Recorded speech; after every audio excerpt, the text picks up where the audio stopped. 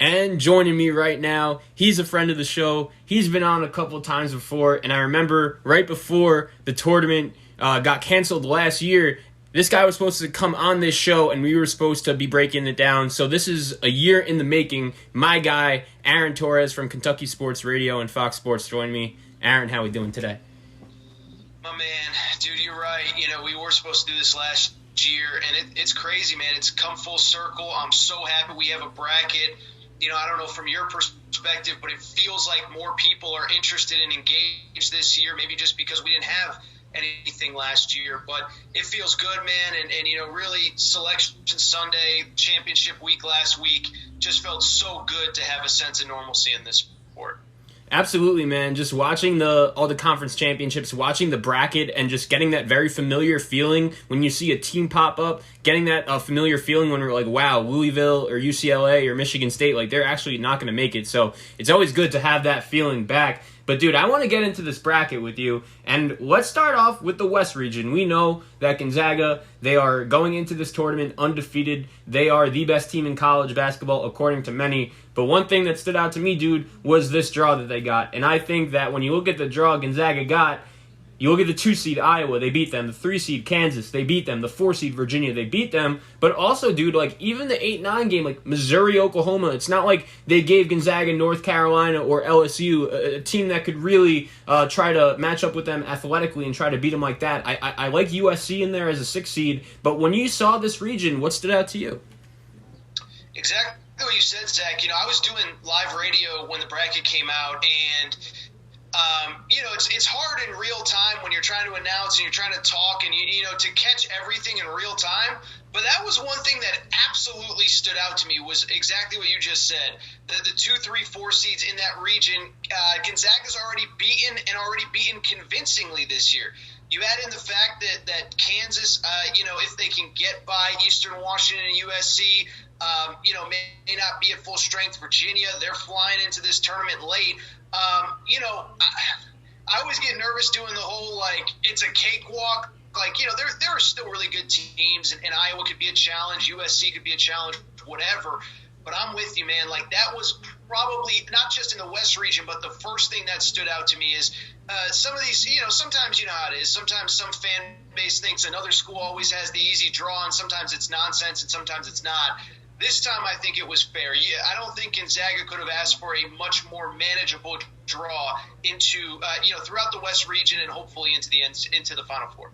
Definitely, and I think when we look at Gonzaga heading into this tournament, they're a team that has a lot of pressure on them. We know how good of a job Mark Few has done building this program over the last 2 decades, but at the same time, I feel like this could be it for Gonzaga. We both agree this region is pretty well set up for them to make a big run. Who do you think is their biggest threat? Because I'm going to throw a team out there, and I'm not going to say this team is going to beat Gonzaga, but I think if I'm Mark Few, this is the team that I'm worried about the most, and that's Dana Altman and Oregon, because it's funny, we've been following these Ducks for a while, and I remember last year, we were both on the same page. These guys just have way too many bodies. They don't know what direction they're going in at all. But this year, since Will Richardson, their point guard, came back, they're 11-3, and they have multiple pros on that team. Dana Altman also has a very good history of winning in the NCAA Tournament, really getting his players to buy in for him. I think Oregon is a team that I like to get past Iowa, possibly, and I think if I'm Gonzaga, just from a total package standpoint, the Ducks may be my biggest threat.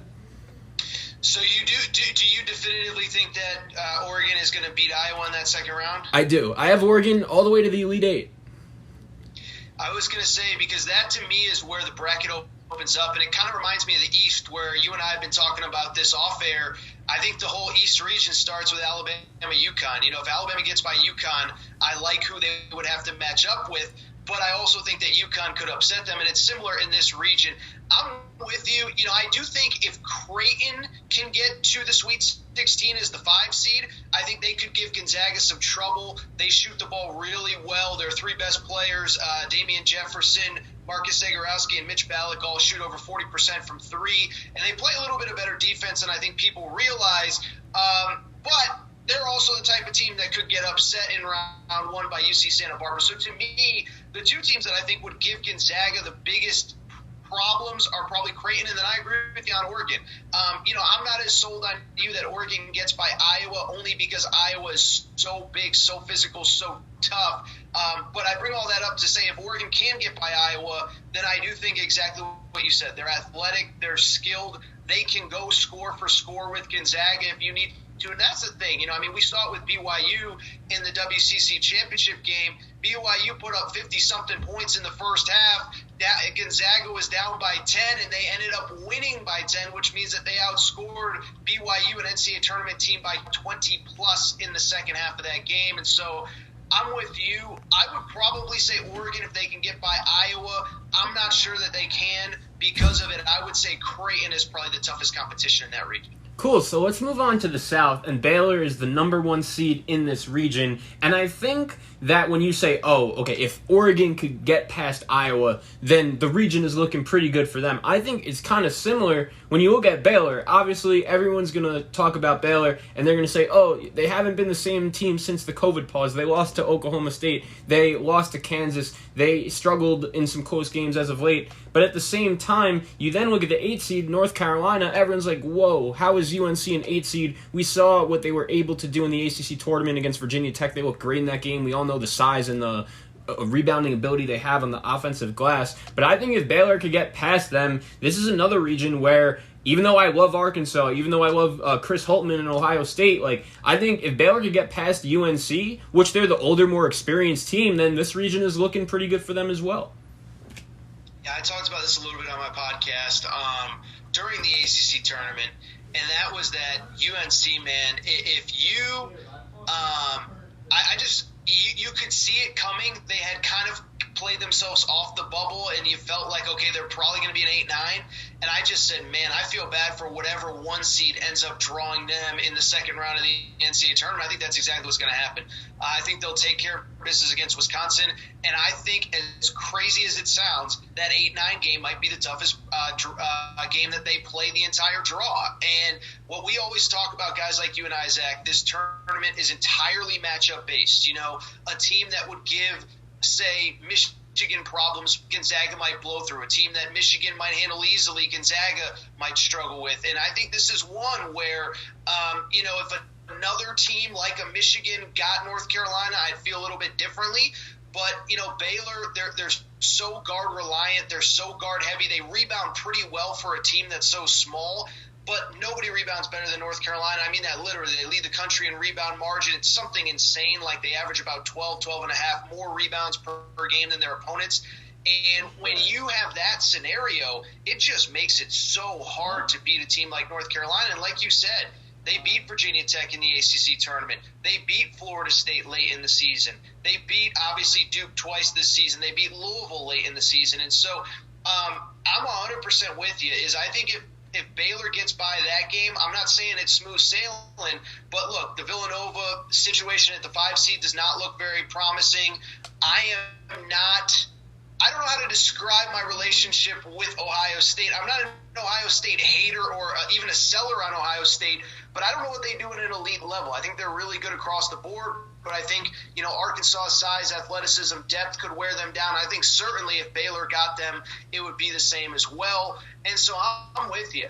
I respect the seasons that Ohio State has had, that Arkansas has had, whoever. But when I look at this bracket, it really does feel like that one game, North Carolina, if Baylor can get by there, that's going to be one of their toughest challenges. Yeah, dude, it's crazy because I feel like when you look at this region, besides the 1 and 2 games, even Arkansas Colgate is about 20 minutes from where I go to school, so I'm pretty familiar with them, and a lot of people here in upstate New York are starting to hop on that Colgate bandwagon. They shoot a lot of threes. They can make some shots. That's going to be a fun matchup. I love Utah State, man.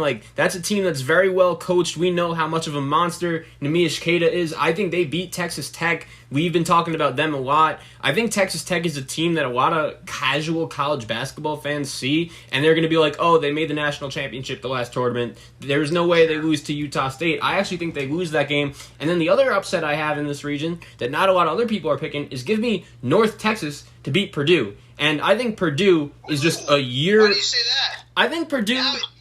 Yeah, I think Purdue is just a year away. I love their guards. I think they're really good, and Matt Painter's a really good young coach. But I think it's a common theme when you look at this tournament. There are so many teams. I think BYU is another team that fits into this category where they're very well coached. They've had great regular seasons, but if you just look at their roster on paper from a talent perspective, like this isn't a 4 seed. It's almost like Ohio State. Like they're a great team, very well coached, but they're just not as talented as a 2 seed, and maybe just that season, it's the COVID season, maybe that has a little to do with it. But North Texas is an experienced team. And another thing this reminds me of, you remember, speaking of Chris Beard, a couple years ago, Purdue was, I believe, a 5 seed. They faced Chris Beard's Arkansas Little Rock team in the first round. And even though everyone knew Little Rock was good, everyone was saying, okay, Purdue's size and athleticism, like, it's fine, it'll be a wrap. And this Little Rock team just kept on making shot after shot after shot. And we saw Northern Kentucky just handle a very good and a very big and athletic Western Kentucky team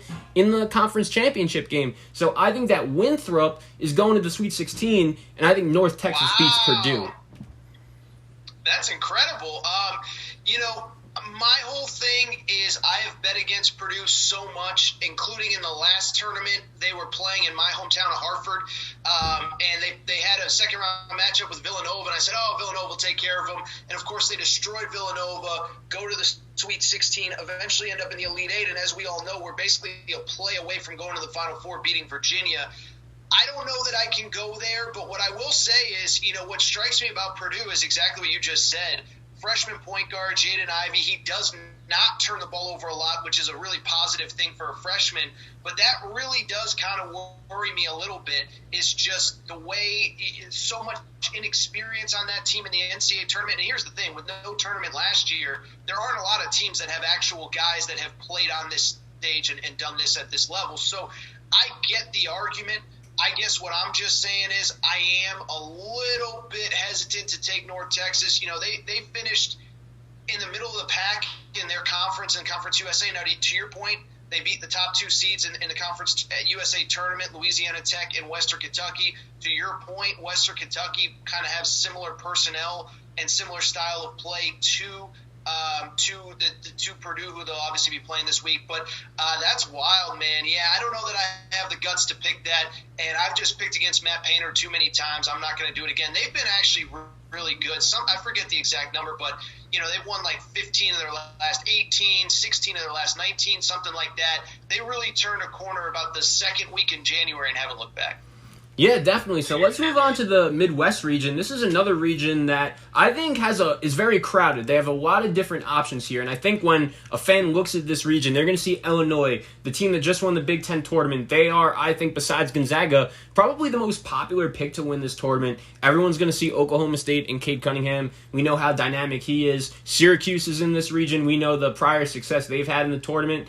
Houston is the number 2 seed in this region, along with West Virginia as the number 3. Now, look, I love Illinois, man. We've been on this team's bandwagon for a while. We love Kofi and Io and Curbelo. Like, those guys are great. But I feel like a lot of people are starting to hop on this Illinois bandwagon. And I remember a conversation we had last year about Illinois saying, this team's very good, very well coached, very good. But they have playmakers, but they don't have shot makers. Now, they got Curbelo, they got Miller. Those 2 guys are good. But at the same time, I don't know if this team is good enough to win a national championship, man. I don't know if they have a pure scorer to get buckets like that. So for that reason, I'm taking Houston to come out of this region and make the Final Four. And yeah, dude, I think Houston, you can make an argument, they're the more balanced team, they're the deeper team, and I think they match up well with Illinois. Our boy Reggie Chaney from Arkansas, bodies like that, Justin Gorham, they could, I think, give Kofi a little bit of fits. They could also really make shots from the outside. Kelvin Sampson coaching in the NCAA tournament in Indiana. Give me the Cougars to come out of this region. I didn't even think of that. What I would tell you is, you're right about Houston. First of all, I do disagree with you a little bit on Illinois. I do think they have the scoring this year because, one, Io DeSumo is hitting way more threes than he ever did at any point in his career. I mean, and this is a guy, you and I cover this sport so closely, and whenever a guy decides to go pro, I never blame anybody. I'm not the kind of guy that's going to sit there and say, oh, he made a mistake, and everybody has to make the decision that's best for them. But, I mean, you look at Io DeSumo and what he has done over the course of his career. I mean, this is a guy that as a freshman probably could have declared for the NBA draft, averaged 14 points and 3.5 assists as a freshman. But here's the thing. He only shot 35% from three. Last year, 30% from three. And I think he knew, once I get to the pros, it's a different deal. He's up to 39% from three this year. Obviously, 21 points a game, 6 rebounds, 5 assists. And then I would add that Trent Frazier, DeMonte Williams are both pretty good three-point shooters. So I don't know that I necessarily agree with you about the three-point shooting, but I do think people are undervaluing Houston. And it was funny, I was talking to somebody on throughout the week, and here's the thing is you and I are both so busy doing stuff once this bracket comes out. I don't really have a ton of time to watch everybody else's opinion and watch all the shows, and Jay Billis thinks this and Dick Vitale thinks that. And it's not to say that I don't respect their opinions or like their opinions or whatever. I just didn't have a lot of time. And I guess one of the sentiments that kind of came out of some of those bracket shows was a lot of these analysts saying that Illinois has an advantageous path to the Final Four. Now, I don't think it's the toughest path, but I don't think it's easy, because I'm with you on Houston. They are the best defensive team statistically, and I'm not a huge metrics guy, but I mean, look, there are some metrics that matter, right? How about field goal percentage defense? I would say that's pretty important. Well, guess what? Who's number one in the country? Houston is number one in the country. And on top of that, I think with the other thing with Houston that I don't think they get enough credit for, we've watched them now. This would have been essentially their 4th straight NCAA tournament. If there had been one last year. A couple years ago, they lose to Kentucky in the Sweet 16. And I think we still think of them as that kind of rugged, physical team that has to beat you 62-60 to win games. Well, guess what? Quentin Grimes, 18 points per game. Obviously, you and I know the Kansas transfer. I mean, he is so dynamic. He averaged 21 points per game in the AAC conference tournament, the final 2 games of that tournament. Marcus Sasser's a stud. DeJon Jarreau's a stud. And so I think they've always been good on defense, but I think the offense is a lot further along than people realize. And, Zach, I don't want to steal your thunder here because I think you might have the same pick. I'm taking Houston to beat Illinois in the Elite Eight to go to the Final Four. And it was after some late-night texts with you because I was thinking about it. I couldn't decide, and I think you helped push me over the edge. Yeah, dude, definitely. I think that Houston very quietly is kind of building a little bit of a Gonzaga South over there. I know it's only been 4 years, but they're getting transfers. They're getting some top-notch recruits. Kelvin Sampson is a coach that a lot of people want to play for, so I think they're definitely... I'll tell you this real quick. I think they have a chance. It was funny. You and I both follow Arkansas very closely. And when Mike Anderson left, I think that's the guy that Arkansas fans thought they were going to be able to get. And I said, I'm telling you, Houston out of the non-Power 6 conferences, so take out the Big East along with the Big 12, Pac-12, Big 10, SEC, and ACC, Houston might be the best job in the country because they have so many great high school players there. You get a player like Quentin Grimes who leaves, and then, if it doesn't work out, you can always transfer back. They have great facilities, great money, Yeah, Tillman Fertitta. Tillman Fertitta. I was blanking on his name. I was thinking of Lorenzo Fertitta, who's the UFC guy. But Tillman Fertitta, who's the owner of the Houston Rockets, has poured money into that program. Look, there's a reason, by the way, on the football side, Dana Holgerson left West Virginia for Houston. It's because he believed he could win big there. Kelvin Sampson's already doing it on the basketball side, and I'm with you. I think they're going to be a pretty consistent top 10, top 15 type program year in and year out as long as he's there. Yeah, dude, so moving on to this last region, it's the East region. Very confusing region. There's so many teams, I think, that have an ability to make a deep run. We have Michigan as the 1 seed, Alabama as the 2, Texas as the 3, and Florida State as the 4. And after a lot of thinking, I'm going to have Texas coming out of this region. And it's funny because we've spoken a lot over the past couple of years about Shaka Smart and how since he's gotten to Texas, we haven't loved his recruiting philosophy of going after the big-time recruits when that wasn't necessarily how he succeeded at VCU. But this is the first time in a while where it's like, wow, we're watching this Texas team, and it's like these athletes are just, it doesn't matter who's coaching them. Like, they're just too tough to stop, and I think Jericho Sims could be a player that is about to take over this tournament. I think watching his improvement and how much he's raised his level of play over the past 3 weeks, and he's really elevated that into the Big 12 tournament. I mean, he dominated Caleb Boone of Oklahoma State, who's been really good against some other solid big men in this Big 12. He played well against Kansas, really gaining some momentum without McCormick, and he ended the regular season well. And this team has guards that are experienced and can score. I really like this Texas team, man. I do. So it's really funny the way you framed it, especially referencing Jericho Sims, because, you and I and people that love this sport, we watch it all year long. You say, oh, this team is so athletic, that team is so athletic. I was watching Texas in the Big 12 championship game, and Jericho Sims, for people who do not know, is a 7-footer, rips down the rebound, takes it down on the fast break dribbling, and then passes it off to 6'11" Kai Jones, who then takes it, finishes, gets fouled, and dunks it. And I was like, I don't think there's another team in college basketball that has 2 7-footers that could rip and run like that. And then, like you said, Matt Coleman, the guard play with Matt Coleman, I tripped over my words there, but the guard play with Matt Coleman, Courtney Ramey, who I love as a college player, I'm with you. I will say I do think this is another one, and this is what makes the tournament and the bracket so fun. I don't want to say their toughest game will be against Abilene Christian in the opener, but I think Abilene Christian can give them trouble because Abilene Christian is actually a really elite defensive team, top 25 nationally in field goal percentage defense. They get after you. They're physical. They're not afraid. And so when I look at Texas, they want to do exactly what I just said, what you just said. Abilene Christian also top 10 nationally in fewest points allowed. Texas wants to rip and run. They want to go. They want to let their guards get out in space. They want their big guys to abuse you. But I think once you get past that, I see a scenario where if they can get through Abilene Christian, I think they will. I just think it could be close because Abilene Christian plays such good defense. The bracket's wide open. And this bracket as a whole is so wide open. You and I were talking, or maybe I said it on air. I can't remember what I'm saying when. But, I do think that there's a couple inflection points in this bracket. I think one is the 2-7 game where I think UConn can beat Alabama. And if they do, that completely opens that side of the draw. I think from the 1 through 8 or the 1 through 9 side of the region, I think LSU can upset Michigan, but I think if Michigan gets through, Florida State could give them trouble. I could see Michigan in the Elite Eight playing Texas or Texas probably to go to the Final Four. So it's just one of those brackets where there are like 3 or 4 different games that I could see going either way, and then based on how that game goes is based on how the rest of the bracket is going to go. It's just a fascinating dynamic with this bracket. I mean, I tweeted it out on Wednesday morning like, dude, I got no idea what to do with this bracket. I really think there's legitimately about 6 teams that I wouldn't be totally shocked if they won it. And take it further. I think you could take any of the top probably 8 seeds in this bracket and say, could you see them in the Sweet 16 or the Elite 8? Because I could see LSU as an 8 seed in the Elite 8.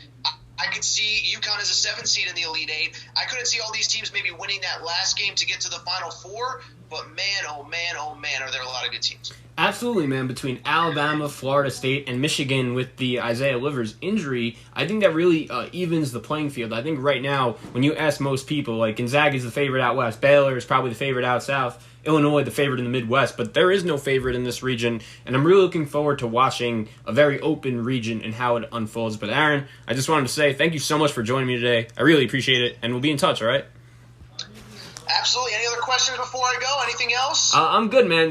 We'll be in touch through social media over the next couple days. Obviously, I'm going to want to know your national championship once the games tip off on Friday. But yeah, dude, thanks for coming on. No problem, man. Thank you for having me. I appreciate it, Zach, and I'm glad, unlike last year, we are able to get this in, man. Awesome. I'll talk to you soon.